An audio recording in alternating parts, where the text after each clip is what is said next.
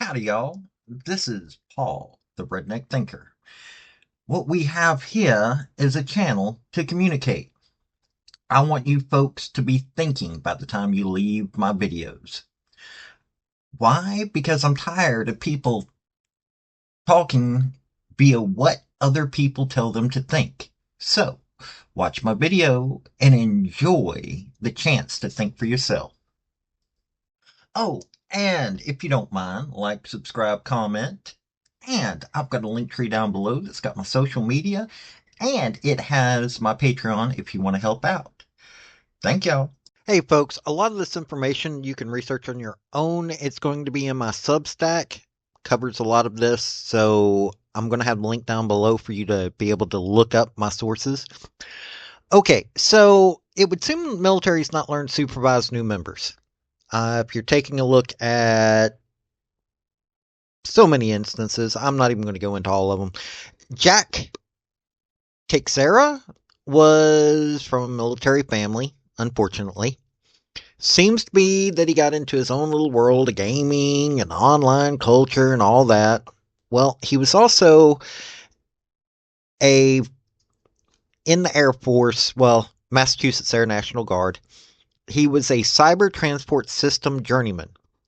He meant that he troubleshot and repaired uh, cyber cryptography systems, online stuff, and installed security programs onto them. Didn't seem to have a lot of supervision. He was a member of the 102nd Intelligence Wing at the Massachusetts Air National Guard, Otis Air National Guard Base.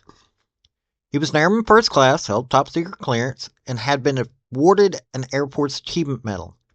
His stepfather was a retired Master Sergeant in the Air Force, and his stepbrother worked at Joint Base Cape Cod with his stepfather, and his mother worked for a veteran-centric nonprofit.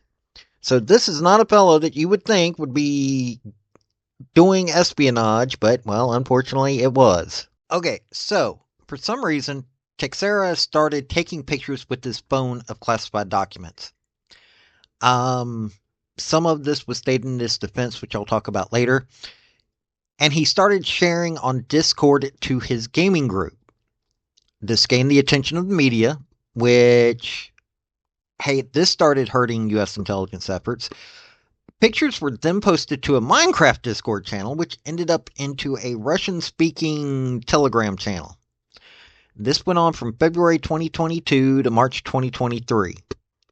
You would think somebody would have noticed this, but FBI investigated, ended up arresting Teixeira at his home. He was found with a foot locker full of firearms and a gas mask. They also found a few other things around there. Charges were violating the Espionage Act of 1917 and unauthorized removal of and retention of classified information. He was also found to have violent ideations that tended toward mass killings. One post had him saying he wanted to cull weak-minded. And another, he wanted to convert a minivan into an assassination van. What in the world? And yet another, he asked a social media user what type of rifle would be best to use in the back of an SUV. Yeah, basically, this dude probably should not have been in the Air Force, the Air National Guard. Probably should have had people watching him. Okay, here's a quote. The defendant has already proved himself to be untrustworthy. The defendant has already proved himself to be a danger to the U.S. national security. This came from U.S. Attorney Rachel Rollins in a court filing. And in light of the physical danger posed by the defendant, if released, there is simply no condition or combination of conditions that can be fashioned to adequately address and mitigate the risk posed by his release. Yeah, I'm not sure he needs to be released without some mental counseling. Okay, so Teixeira ended up pleading guilty to 6 counts of willful retention of defense records. He received a sentence of 15 years. That was a compromise, I guess, to get him to plead guilty. They also investigated the Massachusetts Air National Guard. 15 people have been punished for their actions. Um, Defense of Texera said that he was isolated and lonely, with him being so because of being autistic. They also claimed that his posts were to educate people on what was happening in the world. Yeah, that did really. I'm not even going to go into that one. The Air Force found in their investigation of the Massachusetts Air National Guard that there was a lack of adequate supervision and a culture of complacency.